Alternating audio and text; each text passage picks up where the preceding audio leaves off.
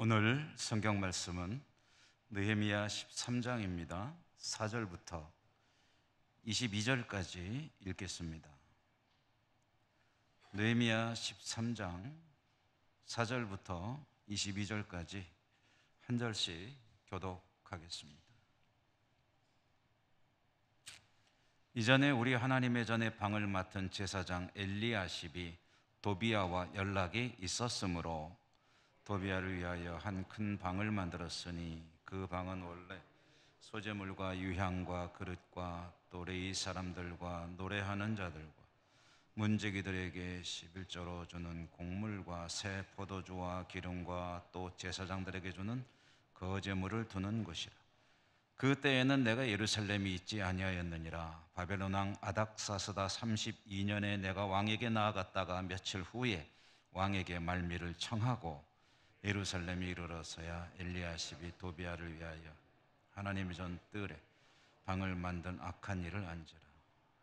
내가 심히 근심하여 도비야의 세간을 그 방 밖으로 다 내어 던지고 명령하여 그 방을 정결하게 하고 하나님의 전의 그릇과 소재물과 유향을 다시 그리로 들여 놓았느니라.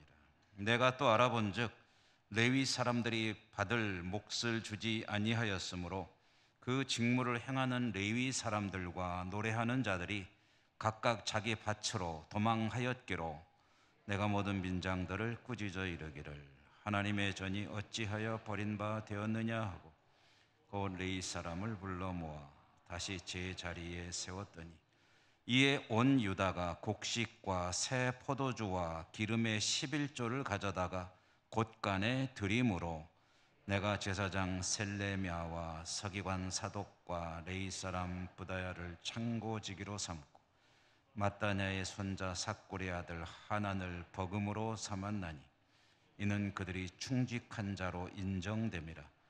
그 직분은 형제들에게 분배하는 일이었느니라. 내 하나님이여 이 일로 말미암아 나를 기억하옵소서. 내 하나님의 전과 그 모든 직무를 위하여 내가 행한 선한 일을 도말하지 마옵소서. 그때 내가 본즉 유다에서 어떤 사람이 안식일에 술틀을 밟고 곡식단을 나귀에 실어 운반하며 포도주와 포도와 무화과와 여러 가지 짐을 지고 안식일에 예루살렘에 들어와서 음식물을 팔기로 그 날에 내가 경계하였고 또 두로 사람이 예루살렘에 살며 물고기와 각양 물건을 가져다가 안식일에 예루살렘에서도 유다 자손에게 팔기로 내가 유다의 모든 귀인들을 꾸짖어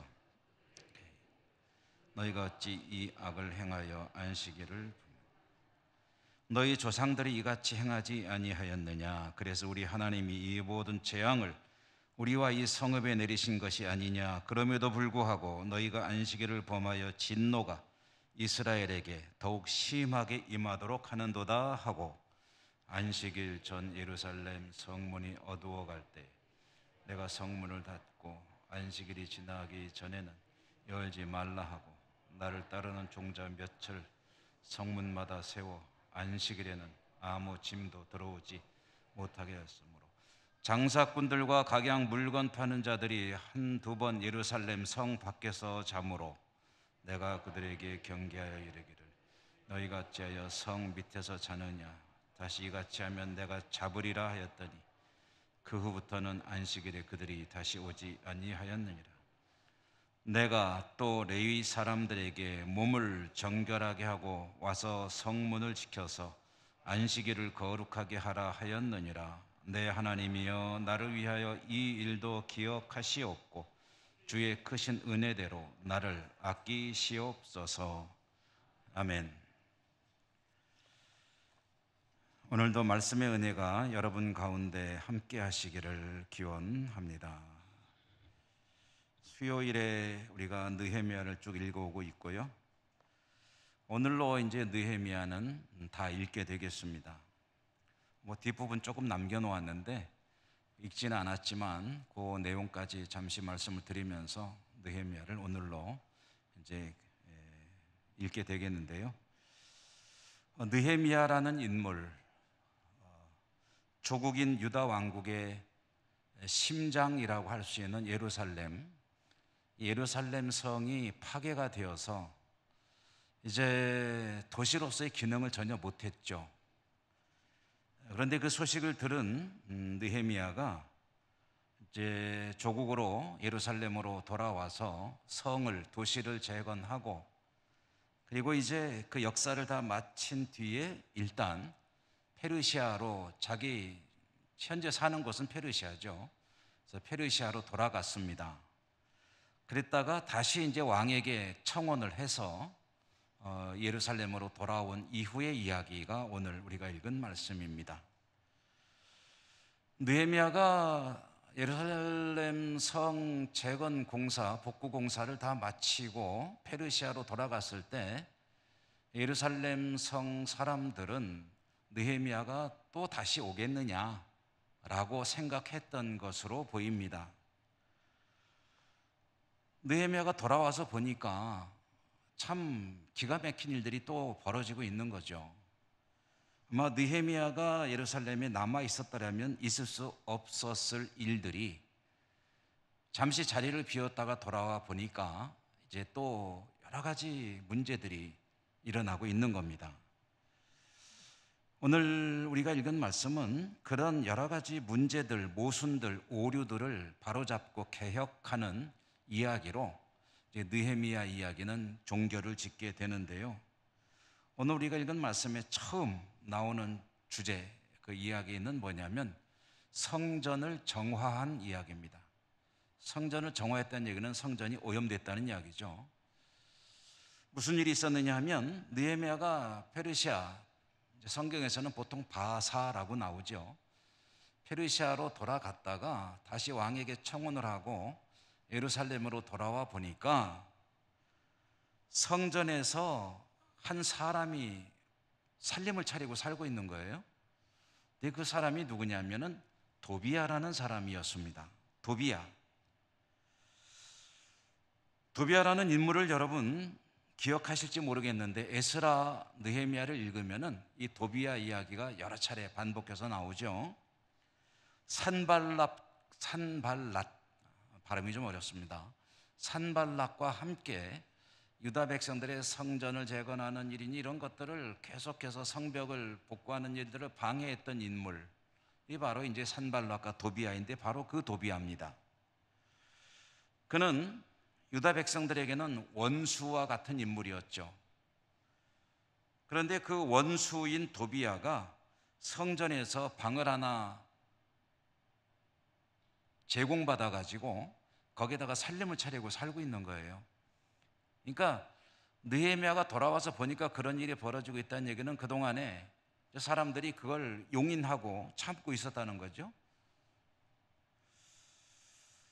예루살렘 성전에서 도비야라고 하는 원수가 어떻게 해서 방을 얻어서 살게 되었을까 하는 그 원인을 오늘 우리가 읽은 말씀에는 안 나오는데 뒷부분에 보면은 그 이유를 알 수 있는 내용이 나옵니다.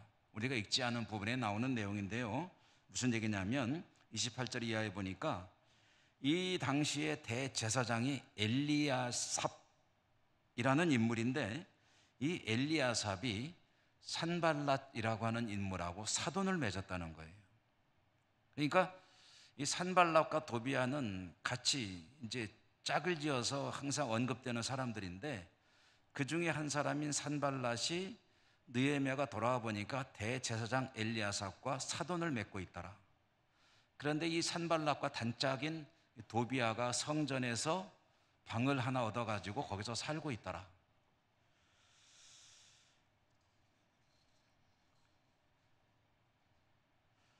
이것은 엘리야삽이 대제사장으로서 성전에서는 일어나서는 안 되는 일을 저지르고 있었다는 이야기죠.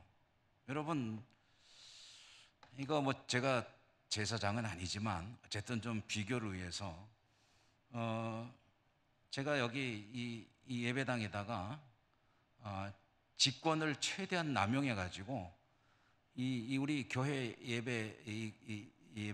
예배당에다가 방을 하나 딱 해가지고 무슨 뭐 다른 종교에 저기 하는 사람을 살림을 차리게 해줬다.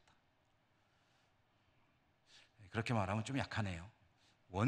우리 교회에서는 더 용납할 수 없는 어떤 인물을 거기서 살게 해줬다.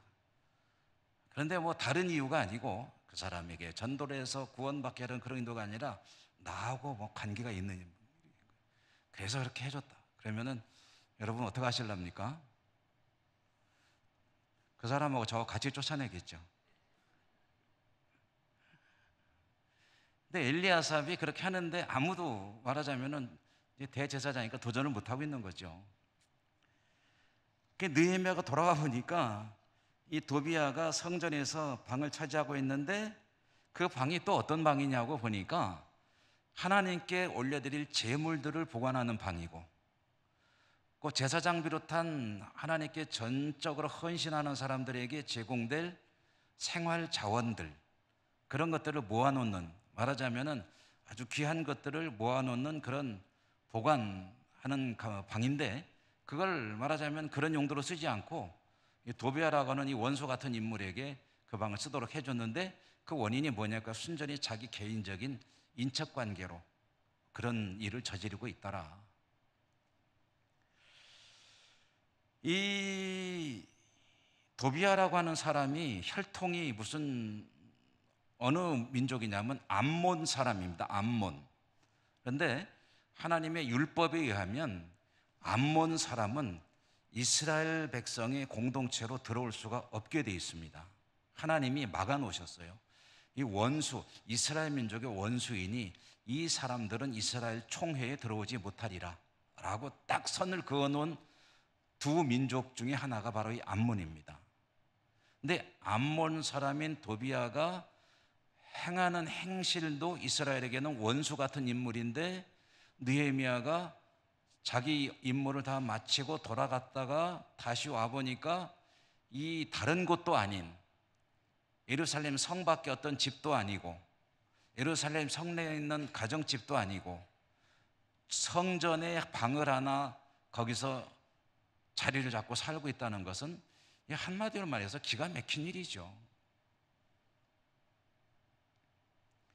그래서 오늘 우리가 여러분 같이 읽었습니다만은 느헤미야가 돌아와서 그걸 보고 기가 막혀가지고 이제 살림을 다 집어던지고 방에서 다 끄집어내가지고 내쫓아버렸다라는 이야기가 나오죠. 이 성전 정화입니다. 예수님께서도 성전을 정화한 이야기가 복음서에 나오죠. 성전에 들어가 보니까 거기서 장사하는 무리들이 강도짓을 하고 있더라. 그러니까 물품을 파는 것도 있어서는 있을 수 없는 일인데, 그나마 그 물품을 팔면서 정말 상식적으로 이해할 수 없는 폭리를 취해서 그 폭리를 가지고 제사장들이 착복하고 있었다.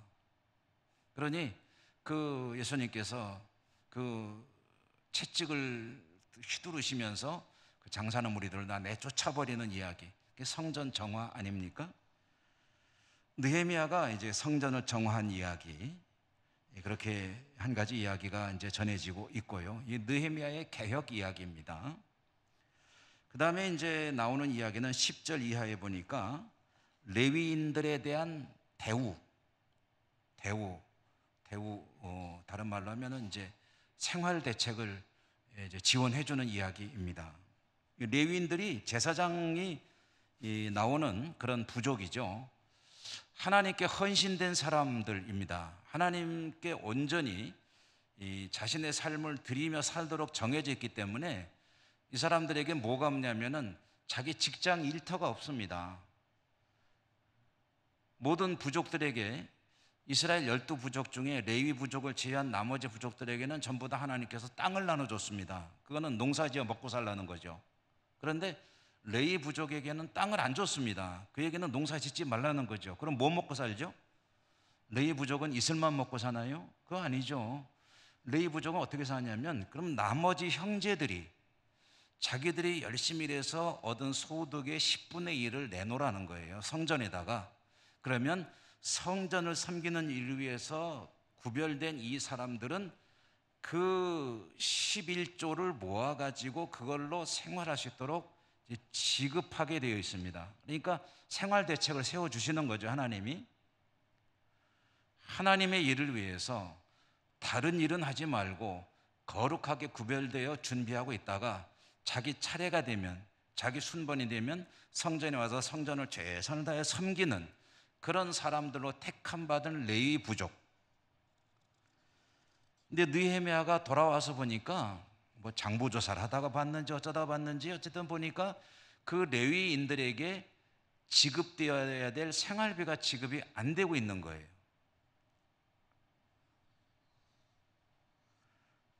이 얘기를 또 제 이야기로 좀 비춰보면은, 교회 재정은 많이 있는데 목회자에게 생활비를 안 주고 있는 거예요. 생활비가 집행이 돼야지. 여러분, 저도 먹고 살아야 되지 않습니까? 근데 먹고 살 돈을 줘야지 먹고 살지. 근데 안 주는 거예요. 느헤미야가 와보니까 돈은 없는 건 아니야. 있어요. 있는데 안 주는 거예요. 그러니까 이 레위인들이 어떻게 하냐면은, 성전에 와서 온전히 성전을 섬기며 살아야 될 이 사람들이 성전에 자기 책무를 감당하지 않고 밭으로 일하러 나가는 거예요. 왜냐? 먹고 살아야 되니까.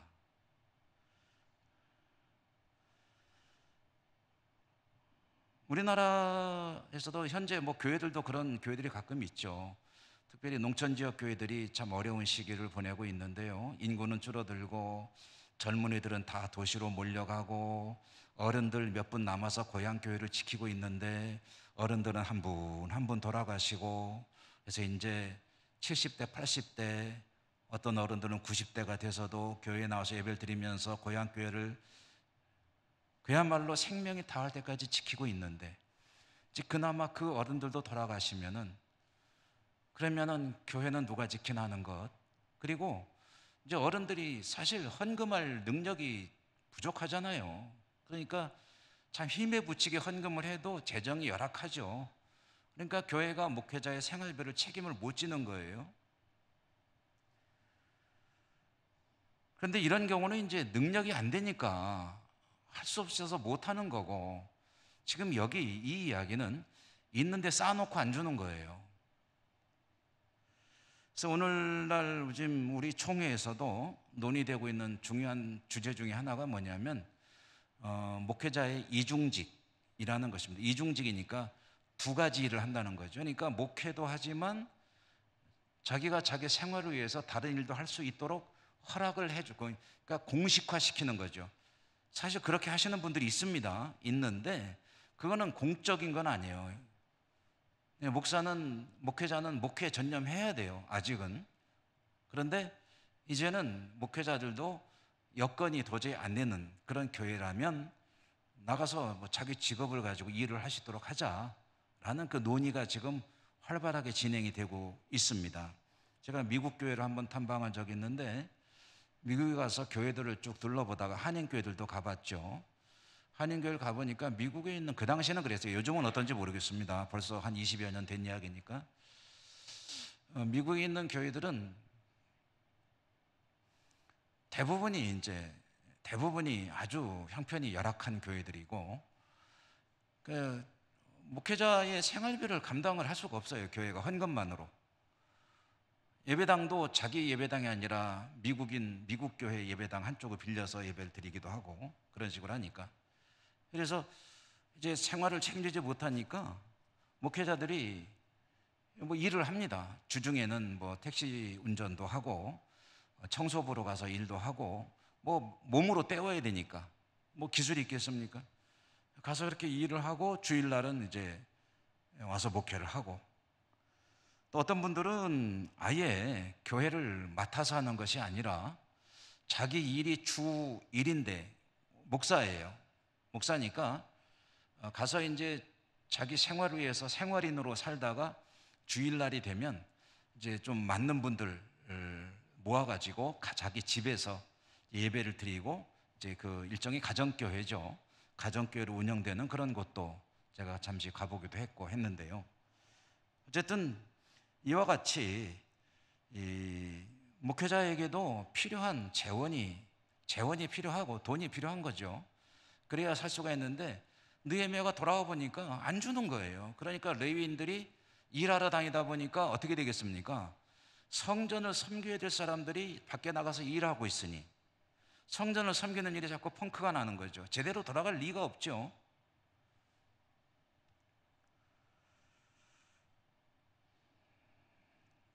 하나님께서는 이 일을 율법으로 정해 놓으셨습니다. 그래서 레위인들은 생업이 없고 나머지 형제들이 일을 해서 11조를 드리게 되면 그 11조를 가지고 레위인들에게도 주고 어려운 사람들도 구제하고 성전도 운영하고 이런 재원으로 쓰이도록 되어 있었는데, 사실 11조를 100% 했느냐 하면 그건 아니죠.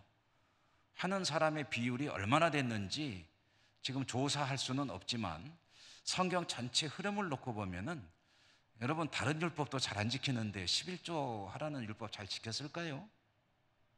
아마 제일 안 지키는 것 중에 하나가 이 물질과 관계되는 거 아니었을까요? 그러니 사실 100%를 하더라도 쉽지 않은 일인데 어떤 이들은 하고 어떤 이들은 안 하고 이런 식으로 하다 보니 사실 레위인들의 살림이 얼마나 궁핍했을지는 뻔한 것이죠. 그러므로 구약성경에 보면 가난한 사람의 대명사가 가난한 사람들의 대표 선수로 언급되는 것이 이제 부모 없는 고아, 그 다음에 가족 없이 홀로 된 여성, 나그네, 그리고 함께 항상 언급되는 게 레위인. 레위인은 가난한 사람의 대명사입니다. 느헤미야는 돌아와서 이런 현상을 파악하게 되고 이것을 바로 잡았다 하는 거죠. 그러면서 레위인들은 정상적으로 하나님의 일에 전념하고, 그리고 백성들은 11조를 올바로 드리고, 그렇게 해서 성전을 섬기는 이 모든 일들이 정상적으로 돌아가도록 하기 위해서 개혁 조치를 취했다 하는 그런 이야기가 이제 뒤에 나오고요. 또 한 가지는 이제 15절부터 우리가 읽은 말씀의 15절부터 22절까지는 안식일을 지키는 이야기입니다. 안식일을 준수하는 것은 이스라엘 민족에게는 신앙의 출발점이라고 할 수 있죠. 우리에게는 안식일하고 여러분 주일하고는 다릅니다. 안식일은 주일이 아닙니다. 그러므로 주일날을 사실은 안식일을 지키게 해주시니 감사합니다 이렇게 사시면 그 사실은 맞는 건 아니에요. 다 우리가 그 의미를 그렇게 이해하고 받아들이니까 그런 거지 주일은 안식일이 아닙니다. 그런데 어쨌든 유대인들에게는 안식일을 지키는 것이 신앙의 기본 중에 기본인데 안식일을 범하는 이들이 있는 거예요. 어떻게 안 지켰느냐 하고 오늘 성경에 나온 내용을 보니까 어떤 사람들은 밭에 나가 일을 하는 거예요. 요즘 말로 하면은 직장에 나가서 출근해가지고 일을 보는 거죠. 아니면 자영업 하는 분이라면 가서 이제 자기 사업을 이제 주일이건 안식일이건 뭐건 그냥 무조건 하는 거죠. 그 다음에 또 어떤 이들은 자기가 만든 그 농산물 같은 상품들을 안식일에 성 안으로 들고 와서 이제 장사를 하는 겁니다. 그리고 심지어는 두로 사람들은 이제 외국인들이죠. 외국인들이 두로는 바닷가에 있으니까 바닷가에서 만들어진 그 해산물들을 들고 예루살렘까지 와서 안식일인데 성내에서 이제 말하자면 판매를 하는 그런 행위를 하는 거예요. 이렇게 안식일을 범하는 여러 가지 사례들을 느헤미야가 발견하게 되고 느헤미야는 그 사람들을 아주 심하게 책망하고 있죠. 꾸짖습니다. 그들을 꾸짖은 말이 오늘 18절 말씀에 나오는데요. 느헤미야가 그들을 향해서 외친 그 책망의 요점은 뭐냐면 과거 조상들이 하나님 앞에 율법을 지키지 않고 신앙생활 엉터리로 하다가 이와 같이 나라가 망하고 성전이 무너지고 도시가 파괴되고 얼마 전에 이 도시 재건하느라고 얼마나 고생했느냐. 그런데 그걸 벌써 잊었느냐. 이렇게 안식일을 지키지 않고 그렇게 살아가고 있느냐라고 외치면서 아주 호되게 책망을 하고요. 그리고서 조치를 취하는데 어떤 조치를 취했습니까? 성문을 아예 잠가버렸어요. 안식일 날은 들락날락 하지도 못하게. 사람들은 이제 이동하지 말라는 거죠. 들어오지도 말고 나가지도 말고 안식일은 조용히 하나님을 묵상하며 지내라. 과거 조상들이 하나님 앞에 신앙생활 똑바로 안 하다가 그렇게 큰 시련을 겪는 고통을 경험했다면 이제는 좀 정신 좀 차려야 될 거 아니냐 라는 외침. 그렇죠. 예루살렘 성이 폐허가 되고 성전이 무너진 이유가 무엇이었습니까? 그들이 자기 고향이 아닌 저 먼 타국 땅에 포로로 끌려가서 살아야 했던 이유가 무엇이었습니까? 느헤미야가 거기서 살고 있다가 조국으로 돌아오느라고 그런 여러 가지 일들이 있었던, 고비를 넘기고 고초를 겪었던 이유가 어디에 있습니까? 그 모든 것의 시작은 그 조상들이 하나님의 말씀을 지키지 않는 신앙생활을 하다가 이렇게 징계를 받은 것이다. 그거 벌써 다 잊어버렸느냐? 그게 불과 언제 이야기라고 하면서 이제 느헤미야가 사람들을 책망하는 이야기가 오늘 우리가 읽은 말씀 속에 들어 있습니다. 예나 지금이나 이 역사는 사실은 어찌 보면 인간의 역사 속에 반복되는 일이 아닌가 싶어요. 성경을 읽어봐도 그렇고 우리가 살아가는 세상을 봐도 그렇고 사실 그것 때문에 참 고생을 많이 하는데, 그런데 그 과오와 실수가 반복된다는 거죠. 반복돼서 또 어려움을 겪고 그때 또 눈물 흘리고 정신 똑바로 차려야겠다고 생각하다가 시간이 지나면 또 잊어버리고 그 일이 또 반복되고, 이거는 어찌 보면 모든 사람들에게, 참 나약한 인간들에게는 극복하기 어려운 하나의 좀 숙명이 아닌가 싶을 정도로 인간의 역사는 반복되고 있다라는 생각을 하지 않을 수가 없습니다. 그리고 이제 오늘 우리가 22절까지 읽었는데요, 그 뒷부분은 생략했습니다만은 뒤에 나오는 내용을 간략히 좀 정리해서 말씀드리면 이방인과의 혼인 이야기입니다. 이때 보면은 이제 이 이야기 벌써 지나왔죠. 에스라 시대 때부터 이 유다 백성들이 주변 나라 모압, 암몬, 블레셋 사람들과 자유롭게 통혼을 하고 있었다. 혼사를 하는 거죠. 그래서 그렇게 해서 태어난 아이들이 오늘 말씀에 보면 이스라엘 말은 못해도 이방인들의 말은 하고 있더라. 이게 느헤미야가 본 현실입니다. 이제 우리나라로 비유해 본다면 이제 우리 한국의 핏줄인데 우리 한국어는 못하고 다른 나라 언어는 그런 대로 하는 그런 아이들을 이제 보게 된 거예요, 느헤미야가. 기가 막힌 느헤미야가 이 부분에 대해서도 이제 개혁을 추구하는 거죠. 그래서 이렇게 자기 마음대로 통혼하는 사람들을 징계하는데, 징계하는 이야기 중에 좀 재미있는 표현은 그들의 머리털을 뽑았다, 때리고 머리털을 뽑았다라는 이야기가 오늘 25절에 나오죠. 몇 사람을 때리고 그들의 머리털을 뽑고 그러면서 맹세하라, 절대로 그렇게 하지 않겠다고 맹세하라라고 시키는 이야기가 나오는데, 에스라는 보면은 이런 참 기가 막힌 일을 경험했을 때 에스라는 자기 머리를 쥐어뜯는 얘기가 나와요. 근데 느헤미야는 자기 머리 쥐어뜯지 않고 그 사람들 머리를 쥐어뜯었다라고 나오니까 이건 성경의 유머가 아닌가 싶어요. 자기 머리 뜯느냐 남의 머리 뜯느냐 하는 이야기인데, 어쨌든 속이 터지니까 자기 머리 쥐어뜯는 사람이 있고, 속이 터질 때 속 터지게 만든 사람 머리털 쥐어뜯는 사람이 있고, 참 어찌 보면 재미있는 것 같습니다. 어쨌든 느헤미야는 이 일도 개혁을 위해서 애를 쓰게 되는데, 자 여러분, 이 이야기를 여러 차례 말씀드립니다. 왜냐하면은 이스라엘이 결국은 망가지는 그 원인이 여기서부터 시작이 돼요. 솔로몬 때부터 시작이 됩니다.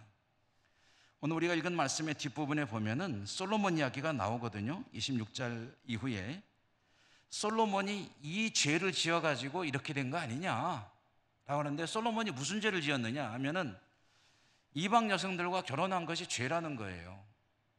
도대체 왜 죄냐 하면은 여러 차례 말씀드렸습니다만은 이방 여성을 아내로 맞이하는 그 자체가 죄가 아니에요. 핏줄이 다른 사람을 아내로 맞았다는 그게 문제가 아니라는 얘기입니다. 이방 여성을 아내로 맞이한다는 얘기는 그 이방 여성의 신을 내가 받아들인다는 의미라는 거죠. 그러니까 여러분 이런 얘기입니다. 기독교인인데 내가 기독교인인데 기독교인이 아닌 타 종교를 믿는 어떤 다른 사람, 여성과 결혼을 한다고 치십시다. 근데 결혼을 하는데 종교 문제에 대해서는 아무런 거리낌 없이 결혼을 했어요. 그래서 나는 나, 너는 너 해가지고 나는 내 신앙을 지키고 너는 네 신앙 지켜라. 근데 하다 보니까 이게 이상하게 섞여버려요. 그래가지고 내 신앙도 이상해져 버리고 어찌 보면 이제 그쪽으로 따라가게 되는 거죠. 그러니까 이 신을 인정하는 결과가 되어버리는 것이 이 혼사입니다. 특히 고대 사회에서는 이것이 하나의 이제 일종의 전형적인 그런 상황이죠. 결혼했다, 상대방을 인정하는 것이다. 그 말은 상대방의 신을 인정하는 것이다. 그래서 솔로몬이 각국 공주들하고 이제 결혼 정책을 통해서 부국 강병을 추구하는데, 근데 이 공주들이 올 때 이게 좀 재미있게 표현하면 이런 거예요. 공주들이 이 솔로몬에게 출가해가지고 이제 예루살렘 성으로 올 때에 예를 들어서 가마를 타고 왔다. 그럼 가마를 타고 올 때 그 가마 뒤에 뭐가 따라오냐면 수레가 하나 따라오는데 그 수레에다가 돌로 새긴 우상을 달달달달 싣고 이제 같이 오는 거예요. 요즘 말로 하면은 화물 트럭에다 이삿짐 싣고 오는데 화물차가 하나 더 있어요. 거기에 뭐 싣고 와요? 우상을 싣고 오는 거예요. 그러면 솔로몬은 그걸 여봐라 저쪽에다가 새로 집 하나 짓고 그 옆에다 우상을 섬길 수 있도록 건물도 하나 지어줘라. 그리고 거기다 잘 보관하라고 해라 해가지고 그래가지고 나중에는 보니까 그 예루살렘 성 맞은편에 있는 감람산에 우상들로 가득 찼더라 라는 이야기죠.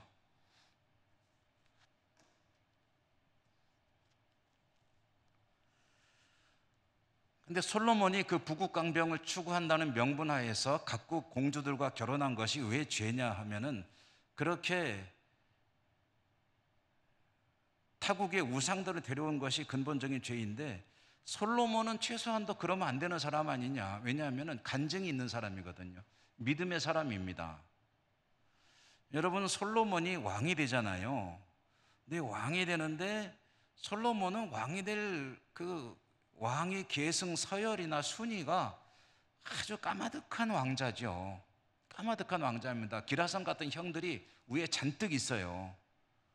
그런데 이 모든 형들이 하나하나 도태되기 시작하고 마지막에 아도니아라고 하는 왕자 형하고 왕권 다툼을 하게 되는데 솔로몬이 이기거든요. 이겨서 왕이 되는데 이 왕이 되는 과정은 사실은 하나님의 역사가 아니냐.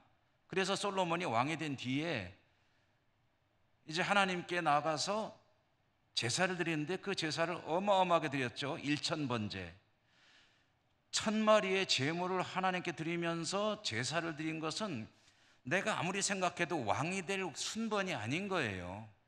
왕이 될 가능성이 없는데 왕이 됐어요. 하나님의 은혜로 왕이 되었다. 그러니 하나님께 감사하면서 이제 그런데 왕으로서 준비도 안 된 내가 왕 되려면 왕 노릇하려면 어떻게 해야 되나 두려움도 있고 하나님께 은혜를 구하죠. 1000번제를 지내면서 그때 하나님께서 뭐 주랴 했더니 지혜를 주십시오. 이 나라를 잘 다스릴 수 있도록 지혜를 주십시오. 그때 하나님이 내가 기특하구나. 그러니 그럼 내가 구하지 않은 것까지 다 주마 하면서 부귀와 명예까지 다 내려주시마 하시고 이 솔로몬과 같이 하나님께 복을 받은 사람이 없더라 라는 얘기는 무슨 얘기냐 하면 하나님께 어마어마한 은혜를 받았다는 거예요. 그렇게 하나님께 은혜를 받았으면 하나님 보시기에 합당한 삶을 살아야 할 텐데 그런데 조금 시간이 지나니까 이제 이 나라를 내가 잘 다스리고 부국강병을 이루어야 되겠는데 어떻게 해야 될까? 그러면은 과거에 간증 있는 사람 같으면 어떻게 하면 됩니까? 하나님께 나가서 간절하게 기도하며 제사드리며 하나님의 은혜와 도우심을 구해야 되는 거 아니겠습니까? 근데 그건 안 하고 뭐 했다고요? 열심히 이방 나라 공주들 데려오는 일에 힘을 쏟았다. 그런데 딱 올 때 혼자 오느냐? 우상을 다 달고 온다는 거죠. 그래서 예루살렘 성 바로 맞은편에 있는 감람산에 우상으로 가득 찬 여러분 동물원을 한번 연상해 보십시오. 동물원에 가보면 그 수많은 동물들이 쫙 있잖아요. 예루살렘 성전 맞은편에 성전에서 딱 보면 맞은편에 딱 보이는 그 감람산에 우상들이 쫙 질비하게 서 있다고 생각해 보십시오. 하나님 보시기에 얼마나 기가 막히겠습니까? 그게 누구 짓이라고요? 솔로몬이 그랬다고요. 솔로몬이. 그렇기 때문에 이방 여성과 결혼한다는 얘기가 성경에 나오는 것은 피가 섞였다는 얘기가 하는 게 아니에요. 이 우상들을 데리고 오고 있었다라는 이야기입니다. 느헤미야가 와보니까 여전히 또 강단에서 그 짓이라고 할 수는 없고 그러고 있더라는 거. 이스라엘 백성들이 암몬 사람들, 모압 사람들, 블레셋 사람들하고 통혼하고 살고 있는데 와보니까 또 우상들이 몰려오기 시작하고 있더라. 그래서 그 일도 이제 느헤미야가 해결했다는 거죠. 개혁하고 다시는 이방 여성들과 이방과 통혼하지 않겠다라는 그런 이제 약속을 하게 되었다라는 이야기고요. 마지막으로 한 가지만 더 말씀드리면 오늘 14절 그리고 22절 14절 한번 읽어볼까요? 한번 읽어보겠습니다. 시작. 내 하나님이여 이 일로 말미암아 나를 기억하옵소서. 내 하나님의 전과 그 모든 직무를 위하여 내가 행한 선한 일을 도말하지 마옵소서. 22절도 한번 읽어보지. 22절 읽습니다. 시작.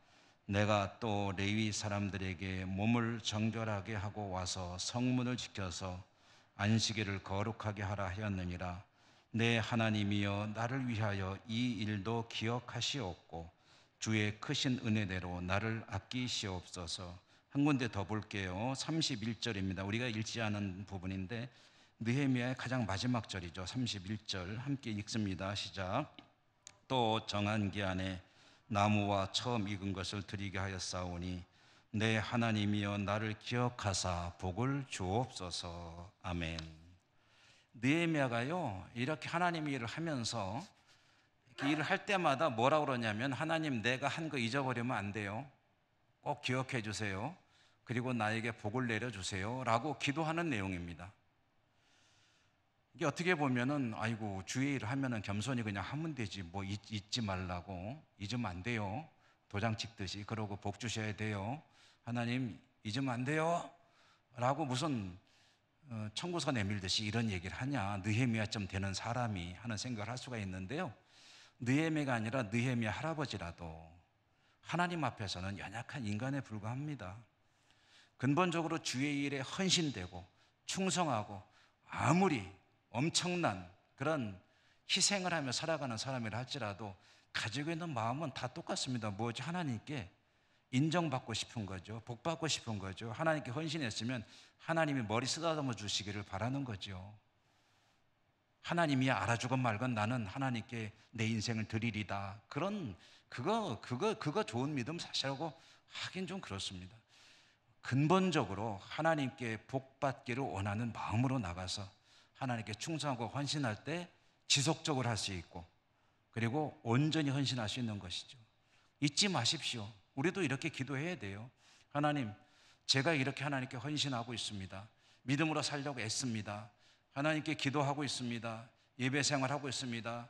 아시죠? 어려운 거. 그렇지만 봉사하고 있습니다. 저 가난해요. 그렇지만 이렇게 하나님께 물질 드리고 있습니다. 제 모든 것은 하나님 중심으로 살아가고 있습니다. 아시죠? 잊지 마세요. 그리고 복 내려 주십시오. 이거는 하나님 앞에 겸손입니다. 왜요? 결국은 하나님께서 복을 주셔야 내가 복된 삶을 산다는 것을 인정하고 고백하는 거잖아요. 이게 겸손이에요. 참다운 지혜이기도 하고요. 복의 근원이 어디 있는지를 아는 거죠. 그러므로 하나님 앞에 복되게 살고, 여러분 복 받으려면 어떻게 하면 될까요? 복 받게 살면 되는 거죠. 하나님이 복 주실 만하게 살면 되는 거죠. 하나님이 복 주기 싫어도 줄 수밖에 없게 살면은 그야 더할 나위 없겠죠. 하나님이 복 주시게 살고 그 하나님께 기도할 때 하나님 제가 나름대로 열심히 하고 있죠. 잊지 마세요. 저를 잊지 마시고 잊을 리도 없죠. 그렇죠? 하나님께 그렇게 나가는 거죠. 하나님 볼 때 얼마나 사랑스럽고 하나님 보시기 이쁘겠어요. 복의 근원이 어디 있는지를 안다면 복받기에 합당한 삶을 사는 것이 참다운 지혜라고 할 수 있을 것입니다. 여러분 모두 그런 삶으로 하나님께 복받는 그런 성도가 되시기를 간절히 소망합니다. 느헤미야 오늘 이제 다 읽었어요. 다 읽었고 이제 다음 수요일부터는 구약 성경의 마지막 책이죠. 말라기를 읽어가면서 구약 성경 전체를 좀 매듭을 지으려고 합니다. 이제 다음 주부터 또 말라기를 읽을 텐데 여러분 많이 오셔서 하나님께 예배하고 말씀의 은혜가 있기를 바랍니다. 기도하겠습니다. 은혜로우신 하나님 감사합니다. 느헤미야를 통해서 많은 이야기들을 들려주셨습니다. 저희들이 부족하고 연약하지만 하나님 앞에 느헤미야처럼 기도하며 하나님 이와 같이 헌신합니다. 믿음으로 삽니다. 최선을 다합니다. 저의 헌신과 믿음과 섬김과 이 모든 땀과 기도와 노력들을 잊지 마시고 복 내려 주시옵소서. 겸손한 신앙으로 하나님께 나아가는 저희 모두가 되게 하여 주시옵소서. 예수님 이름으로 감사하고 기도드립니다. 아멘.